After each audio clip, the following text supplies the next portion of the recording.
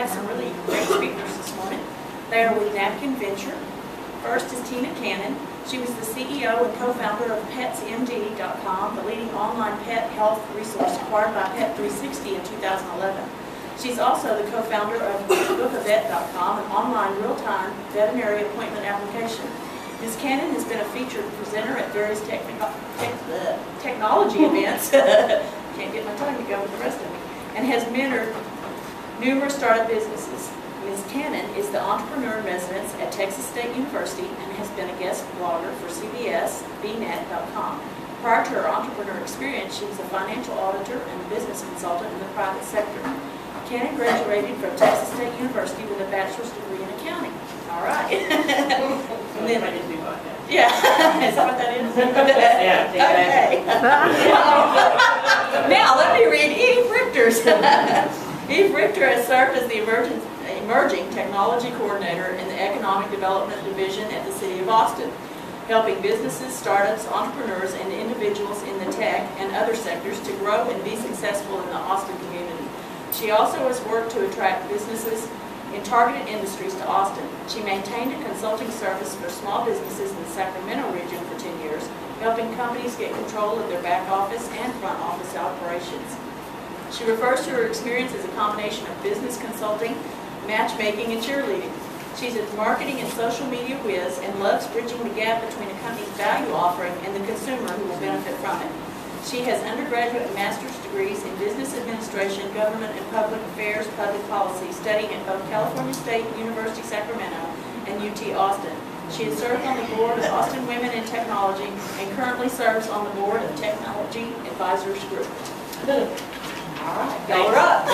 Thanks. What that really meant is Eve's a heck of a lot smarter than I am. Thanks for having us today.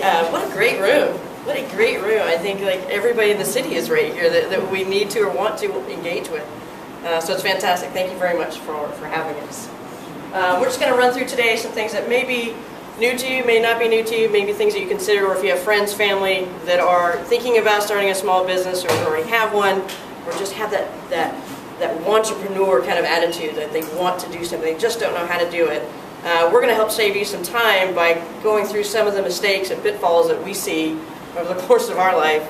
Thousands of businesses inevitably will make some of these mistakes. So if we can cut off some of those on that train, that's definitely the way to go. For me, when I started, I would have loved to have had some of these right out of the gate. It would have saved me months and months of work. It would have saved me money.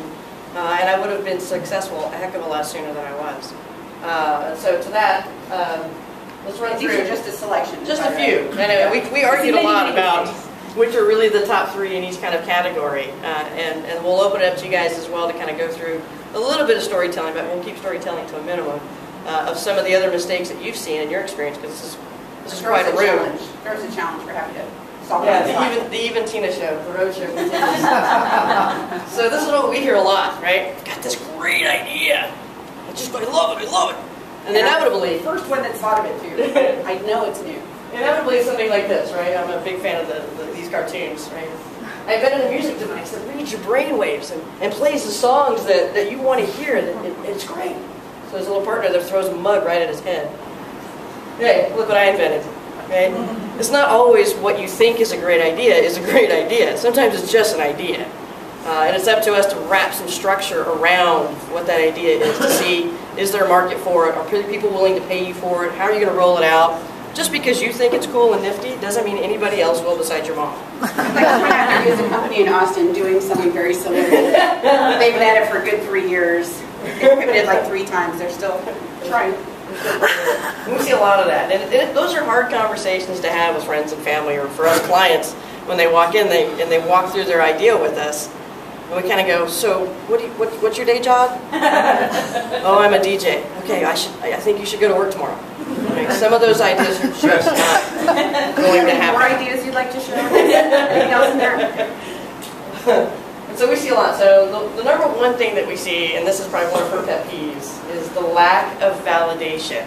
Unless you are Steve Jobs, and I'm guessing you are not, you don't get to create something cool and hope that people will buy it. Or know, in his case, that people will buy it. When I saw the iPod come out, I'm like, are you kidding? Like, really? Yeah. And sure enough, people lined up to buy it. I'm like, well, he's Steve Jobs, you're not. So you need to solve a pain in the marketplace. Is there a pain? What pain are you solving? How big is that market? How much money do they have? And why are they going to buy your thing? If there's 50 people doing it, that doesn't mean you can't do it. But how are you going to do it better, faster, cheaper? Something. You have to have some kind of a relative value to the marketplace. So before you spend all your time, I had a team come to me, 3 guys were working in a large semiconductor organization, and they've been working for years, nights and weekends in their garages. Their relationships with their spouses were strained. They were not spending any time with their family, and they were working on this thing. And I don't even remember what it was. They come to me and they're like, what do we do now? We have a thing. Do we quit our jobs? How do we get money? And I was like, well, did you figure out who wants this? Did you figure out, who needs this? Did we what? It's like, well, have you thought about your business model? Have you thought about, how you're going to sell this? No. And it was sad because it's like, well, we have some steps. We have some work to do. So, Most people are afraid to ask those questions or tell us about their company. As you mentioned in the intro, I teach for Texas State University in Austin. The classes are actually held in Austin. And the very first day of class, it's an all-women's course, by the way, if anybody's interested in signing up for it. Applications are in September. It's a non-credit course. You don't have to be at Texas State because nobody knows what this is alum to do it. But during that first intro day, we make everybody go through the room and say their name and what their company is or what their concept or idea might be. And everybody's hesitant to do it. And this is the first step in market validation. You actually have to say what you're doing. They're like, oh, no, I don't want somebody to steal my idea. Well, number one, your idea probably sucks. High probability there's something wrong with it. And 2, if you're not putting it out there, you're not getting any feedback, and we'll talk about iteration here in a minute, of what to change and what to modify about your class. Yeah, if this were an evening cocktail hour, that would have been a different word. I had a company that wouldn't let me share their name because their name was their secret. It gave away their secret sauce. I can tell you now because they're out there. They're called Patronism, and that's their model. They help artists. And it actually is a pretty good model. It worked a long time ago. It's a good idea now. The music business is in flux. But they were so afraid that somebody else was going to steal it if they knew that they were looking at this very, very old idea. And finally I was like, guys, I can do nothing for you if I can't even say your name. Yeah. That's just ridiculous. So, yeah. You They're gotta get it out afraid there. somebody's going to steal it. And there's a good chance that somebody else has that exact same idea. It's guaranteed. In Waco. Okay, maybe not Waco. In Dallas. Even the iPod, things like that, those ideas bubble up all over the place. When an idea is good, it's good. And when occasionally you see something and it doesn't appear anyone's doing it, you're like, wow, seriously? That's kind of a duh idea. Those are the good ones where you go like, duh. So we needed that. Yeah, and my very first company was one of those duh ideas. It's called PetsMD. We were the WebMD for pets. Duh. Right? So when we started that company, it was on accident, right? It came from a pain place, and it's very important that the company that you start comes from a pain place. And what we mean by that is, right? I'm searching on the web. Fido's sick. It's 3 o'clock in the morning. I don't want to go to an emergency vet and pay $400 an hour, but I want to do something for him. And so I'll just go out there and I'll Google. I'll figure out what's wrong with him online. And the drawback to that, and what we found, is that we would get information back that would be the best bling for your toy poodle this season, or vet speeds that was so far over my head that I had no idea what I was doing. And so I said, surely there's got to be like a WebMD for pets. Worms or cancer? Yeah, on the spectrum, where is it? And I said, surely there's got to be a WebMD for pets. And it was one of those dumb moments of, no, there's really not. And so 6 months later, poof, there we were. But it's finding those pains that not only you have, but somebody else can experience. And at some point in the way, somebody's willing to pay you for that. Yeah. That's the other phase that we see companies do, is they'll spend hours and months, and it's one company I'm working with right now, 2 years working on a piece of software that they've never even put in front of a potential client and said, do you like this? And what would you be willing to pay me for it? Instead of guessing the price, ask. Ask the people that are in that space that might be your potential customers. Number one, they're going to be your best cheerleader for your company when you finally do launch and get out of beta. But ask your clients what they want. There's a hat maker in the crowd, right? He's not just going to make up a price of a hat. He's going to want to know what people are willing to pay for that product that he took so much time to build. Cool hat, by the way. So validate your market. And until somebody's willing to pay for it, it's just a hobby. So if you want to have a hobby, that's fine. But if you want to call it a business, somebody has to pay you more than you are spending to make it. Yeah, qualify that. The team is probably the number 2 thing that we see a lot of. That's another difficult conversation to have when we have clients that come to us with their companies looking for us to kind of turn them around or save them from bankruptcy and failure and calling it quits, is sometimes it's just not the right team. And those are hard conversations to have, to be able to walk up to somebody and go, look, I know you think you're the CEO, but I think it's time for a new leader now. And those are tough calls to have, especially when you're talking about friends and family who go into business together. I have fired in my day 2 different co-founders because it's just not the right fit. And at some point, somebody's going to step up and say that. Because what you don't want is the scenario where everybody's at each other's throats. And for the ladies in the room, you'll understand, the first company I started had 5 women founders. Yeah, try and get your wife just to decide where you want to go to dinner, let alone 5 of them. Yeah, so choosing that right mix of people is key to your organization. It's also key to when it comes time for funding, whether it be through traditional funding or through the angel and VC route. That's one of the first things they'll look at, is how strong is your team and can your team carry it to the next level. And it's not wrong that not everybody can do everything. I can tell you from personal experience that in almost every case, engineers are not very good salespeople. And sometimes they recognize that, and sometimes they don't. And they're out there at trade shows, and they're trying, and they're explaining the science, and it takes this isotope and does that and the other. And it's like, no. Here's what problem I'm going to solve for you. Here's how I'm going to solve it. Here's why you should buy it. Ta-da! So I spend a lot of time telling people they need to hire their marketing. That being said, if they can't afford it yet, if there's 2 guys in the company, one needs to be making it, and one needs to be selling it the best they can until they can bring in the help they need. And there's some really great options if somebody can't afford to bring in a full-time salesperson or marketing person to hire just as much as you need. You have VCFO and other services where you can just sort of drop in a CFO or drop in a CEO just for the hours you need. And that's certainly money well spent. And along this, I don't think we have a slide for this specifically, but I often find myself saying, have you hired an attorney? No, we can't afford it. Oh my God, you can't afford not to do that. Have you protected your IP? My what? Well, your intellectual property. Have you protected your idea so somebody doesn't, steal it? And they'll be like, well, I'll do that down the line. Really? I don't think so, because you're going to spend a lot more money down the line to fix the problems. So you have the 5 women partners. Make sure you have your partnership agreements in place early on, so that when things go to hell in a handbasket, it's really clear what's going to happen and the company doesn't implode. That happens a lot. So there's no excuses. There's a lot of really good talent out there. You just have to bring in the right pieces to make the team that you need. It's important that your team is speaking from the same playbook. And engineers, when you mention that, it's a good point. It's important that everybody in your business can pitch your business. And pitching doesn't mean that you're out there looking for money or you're out looking for customers.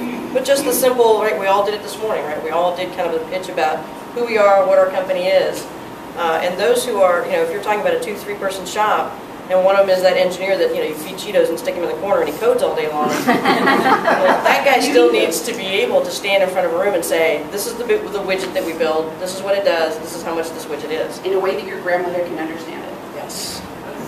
Or your child. Well, your child is probably not a talent. Yeah, most kids can do iPads. I have to ask my kids, hello? This is my favorite topic, the fear of failure. And I'll tell you a quick story about failure. It's okay to fail. Right? You'll learn this. You haven't failed yet because you're a young whippersnapper, but you're destined to fail probably tomorrow. It's inevitable that we're going to make a mistake, or something's not going to go the way we planned it to. The first business iteration isn't going to be perfect. In fact, there's never a company that we've talked to that started as one thing and ended up as that thing. At some point, there's a pivot along the way. But you learn from those things. The one thing that wasn't in my bio, which I didn't put in there, is I'm a recent failed candidate for city council in Austin. And why do I take pride in that? Because I learned from that experience, and I'm damn well going to do it again. Right? So there's going to be some experience that you get from failure that will turn your company around. It's not called WD-40 on accident. Right? There was a few iterations that got to WD-40. Some chemist is sitting there going, oh, I will get it right, I will get it right. At some point, and it became WD-40. This is a critical element in an entrepreneurial society. I went down to Colombia as an entrepreneurial expert with the State Department. And one of the critical things they have, and it's a message from the top down, people are punished really heavily for failure. So in a technology commercialization, in the university, if they make a gamble on something and it fails, they are punished instead of rewarded for having, gone out there and made a gamble and tried.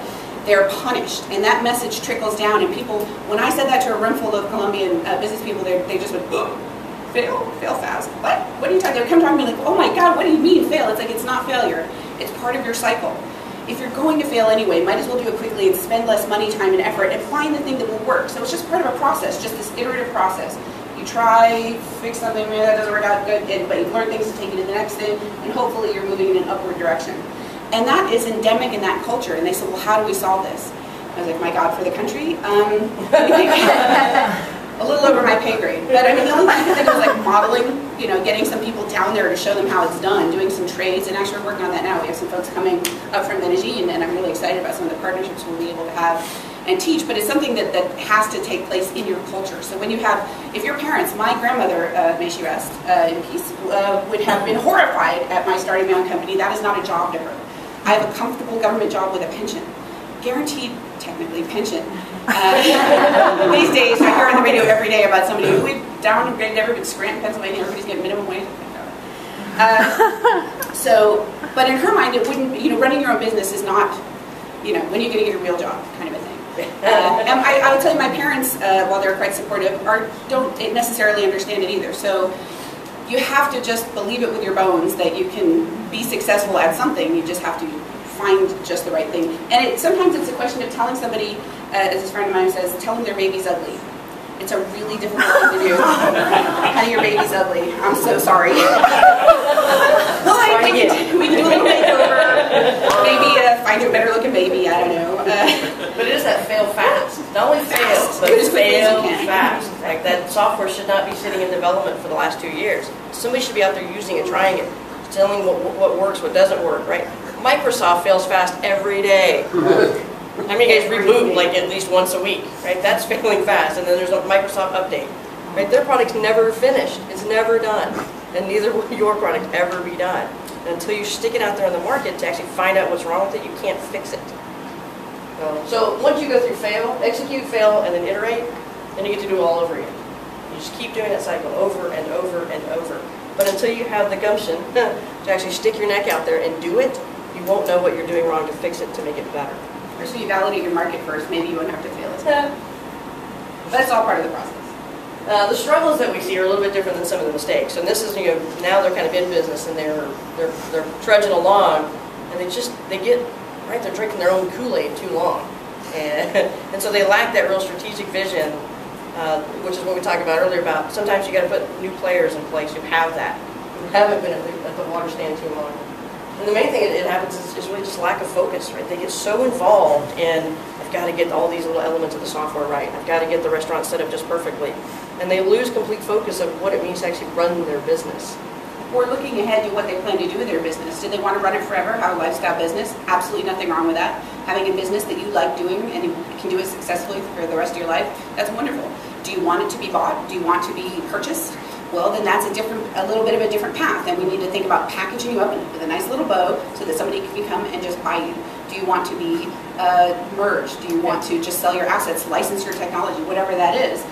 Make sure you're thinking ahead to set yourself up in the right direction. You set yourself up as a lifestyle business and suddenly you need funding, or you are looking to be acquired, maybe not going to be the best fit. Are you scalable? I mean, that's a big question, setting yourself up in a way that you can scale. We see a lot of businesses where it's going to be super intensive on a local level, and they say, well, we want to expand nationally, internationally. It's like, you're going to put salespeople on the ground in every city, in the country, maybe the world.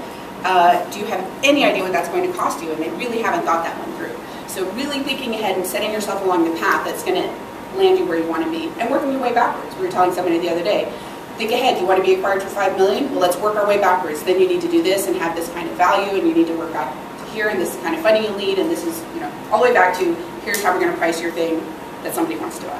So it's a question that we ask all the entrepreneurs that we sit with is, what do you want to do with this? Right? You want to build this company, this store, this software. What do you want to do with it in the end? And a lot of them are almost kind of like, giddy and shy and embarrassed to answer. Oh, I don't know. No, you need to know. It's like if I walked, is there a home builder in the room? If I walked into a home builder's and I said, I want a house, you know, and I just want it over there. Well, I kind of have to tell them how big, what size, what everything I want to go in it. So we spend all that time doing that for our own house, but we don't even do it for our own company. You have to know exactly where you're driving down the road so that you know what path to take. Because it is different, and at some point if you do want to scale, then we don't want to have to backtrack and do things differently that you could have done right from the beginning. So it's important to know right out of the gate, what do you want to do with that company long term? Biz dev. Biz dev is the most misunderstood phrase in business. Everybody think, what is biz dev? Shout at me, this is your chance. Business development.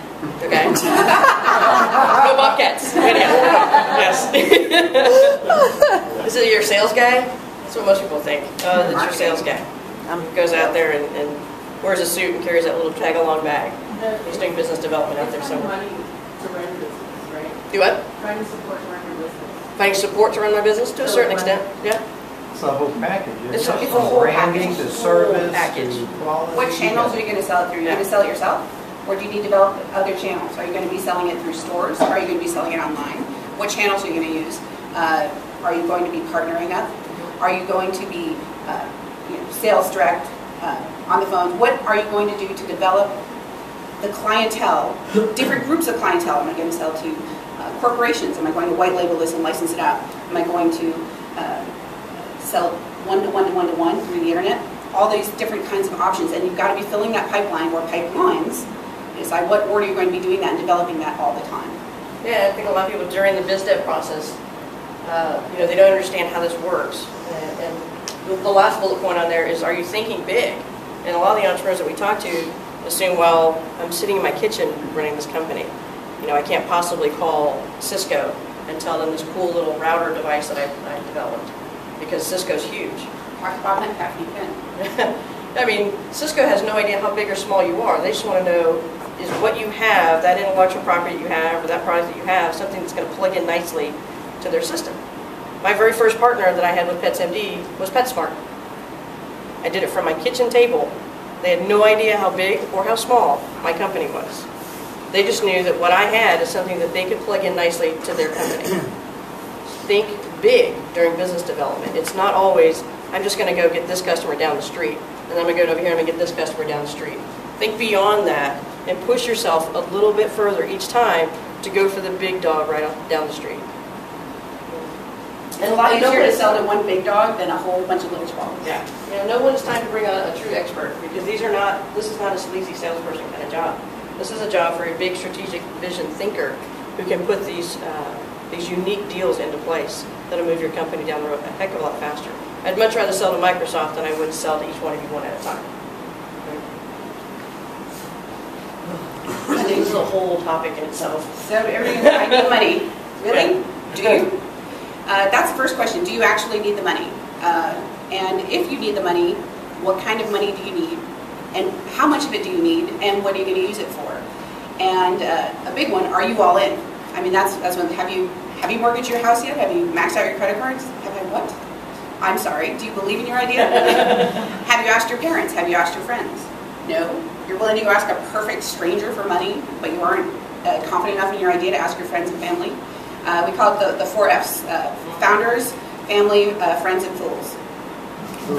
So once you've made it through those stages, then you may consider other forms of money. But there's a lot of questions to think about. How much of your company are you willing to give away? Should you be, if it's a lifestyle business, you should be looking at lending products, things you can pay back. If you need somebody who's going to be kind of a mentor, then there's angel funding. If you have to take over the world immediately, then you might consider venture. But that's the question is, are you even ready for that? Because just because you may think you need it does not mean you are ready for it. And most people think they need it. Oh, everybody thinks right? Everybody's like, oh, just add, X amount of money, I could get my product out. I have an e-commerce website and I need $5 million to, market internationally. Yeah, no, you don't. And you're not going to get it. So the first thing I've always said, actually, for years I've been saying this, it's a little better now. I would say, well, do you really need the money? Because you're not going to get it. Let's operate on the assumption you will not get the money you think you need. How can we run your business anyway?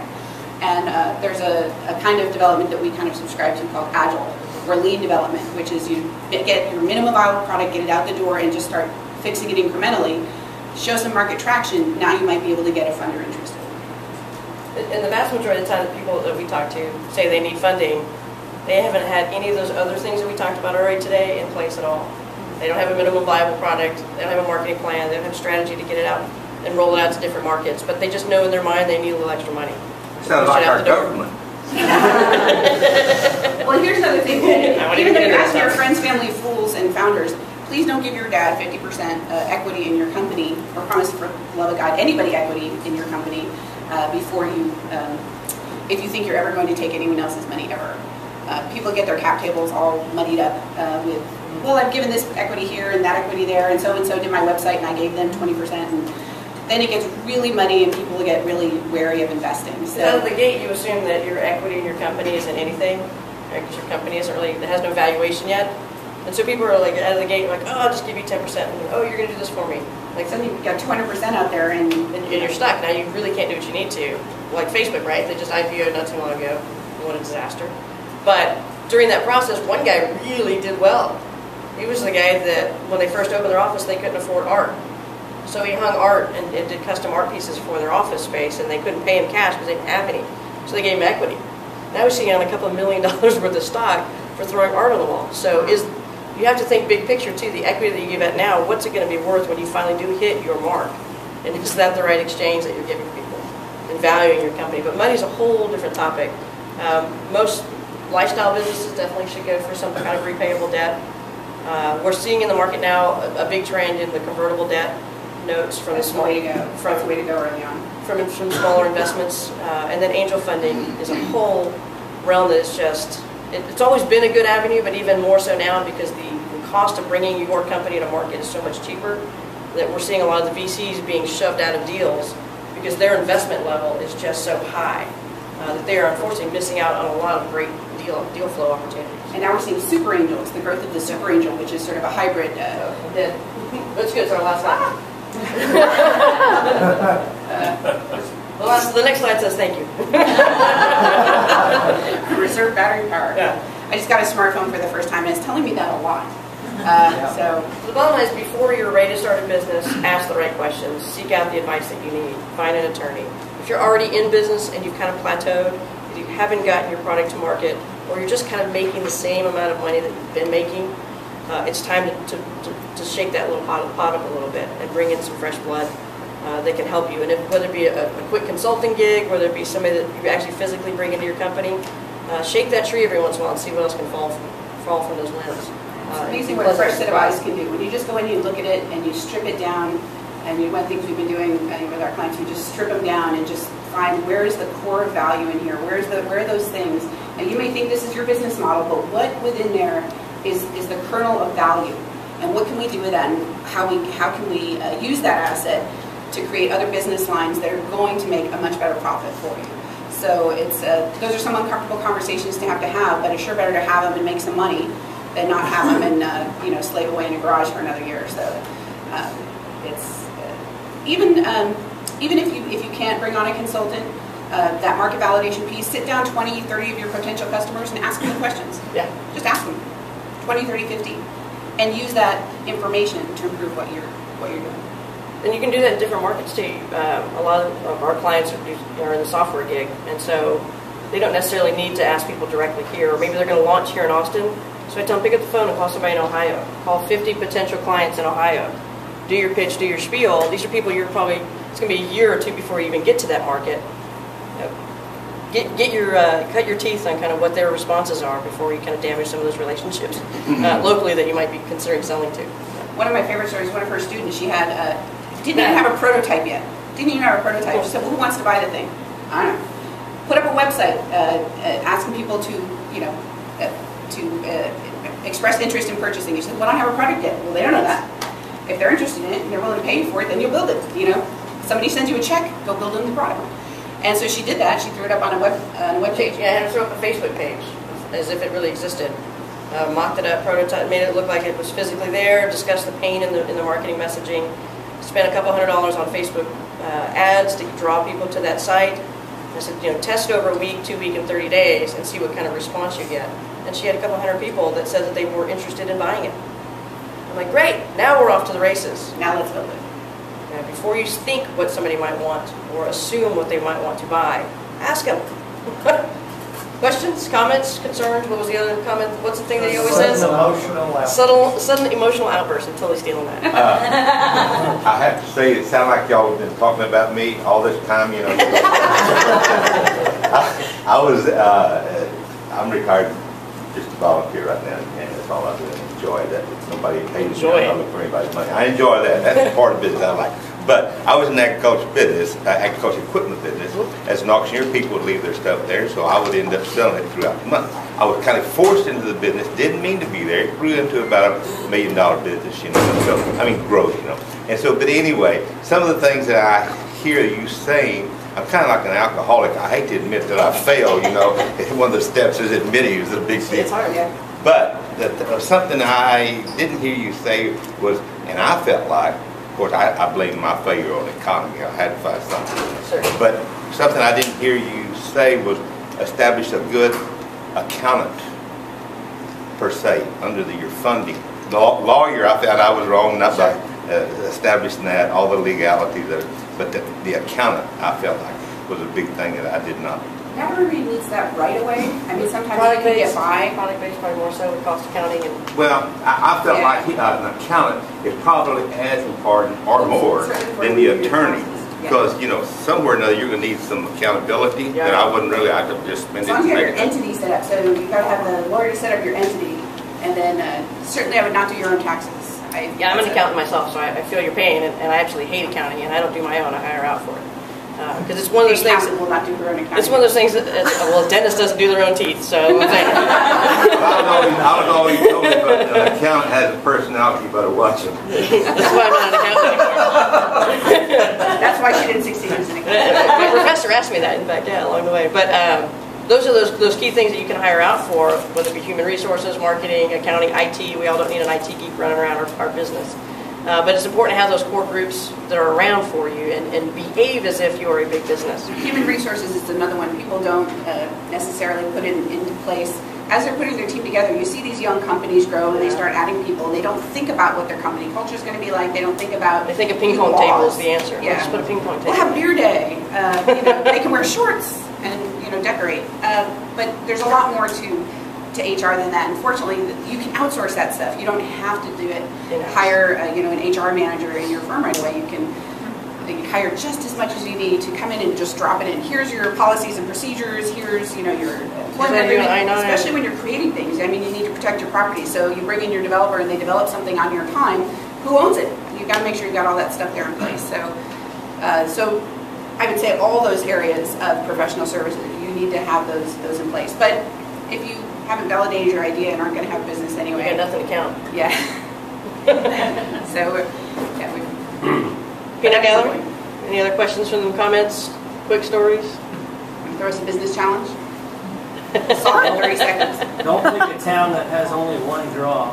That is only one? That has only one thing that people come to see in order to start a business in. Because when that one thing goes away, nobody comes to town. Nobody comes to town. I grew up in Vegas, I feel your pain. I mean, that is interesting, deciding on location, but the great thing about today's marketplace, the virtual marketplace, is nobody really even knows where you are necessarily. So much can be done virtually. You can run a business from your kitchen in Rhode Island. I have a gal that I'm working with, she does custom bathing suits for actually gals of my stature, short but a little bit bigger.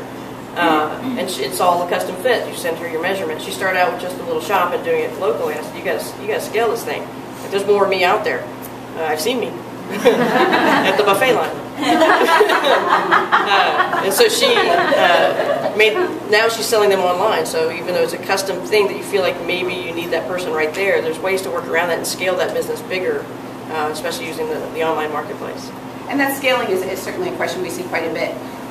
Say you have your hat business here and you're selling one-on-one, and now you decide you do want to kind of scale that up and be bigger. Setting yourself up early on to make that easier, rather than thinking about it later. Like, God, I wish I set up this way, and people are expecting this. And your pricing is it's really hard to. It's hard to go from a value product to a premium product. It's not as hard to go from a premium to a bargain, but sort of when you raise up your needs. Raise up your expectations of your customers, So setting yourself up in advance, say, well, I'm going to be a premium product, and that's just going to be my placement, and that's how I'm going to sell. Well, those are all operational decisions. How do you factor in your potential advertising budget? More than 3%. That's what we always Yeah. say. Every time we get like client financials, they'll put on their marketing and advertising, and then we do a percent of sales, and it'll be like 3%. We're like, really, 3%? Well, it depends. Are you going to be marketing nationally, internationally? Do you have to hire a salesperson one-on-one? It really kind of depends. Are you a product? Are you a service? That's all part of your channels of marketing. So there's no set answer. I mean, if you're selling cattle or hats or Cattle software, no hat, no all hat, no all cattle. hat, no cattle. Oh my God, that's So wonderful. you don't really have a stabilized guideline? There's really not. can't be. It should be out of the gate for most startups, especially in that first year. It should be more than salary. It should at least be more than you're paying out in salary. It's going to be more than you think it is, no matter what. Yeah. That's always, nobody really, and that's, the thing is that if you're going to take over the world, you're going to need to come out with a great big splash, and that's going to cost quite a bit. If you can start locally and start building it up, some businesses are a word of mouth business. We've been dealing with this ourselves. I would say all our resources right now are going into to marketing. But we're very much a word of mouth kind of a business. So not that we're not doing other things like that. Because she's a superstar, so we Yeah. get everything. It helps. A service business is going to. So our service business, for instance, might have a different kind of marketing budget than a product business. So, but you can certainly overspend as well. One of those things I've heard in advertising is just about the time you're getting sick of your message is just about the time it's getting through to somebody else. It's probably the first time they've heard it is when you think, my God, people are going to be totally sick of this. We're good? All right. Thank you guys very much. Nope.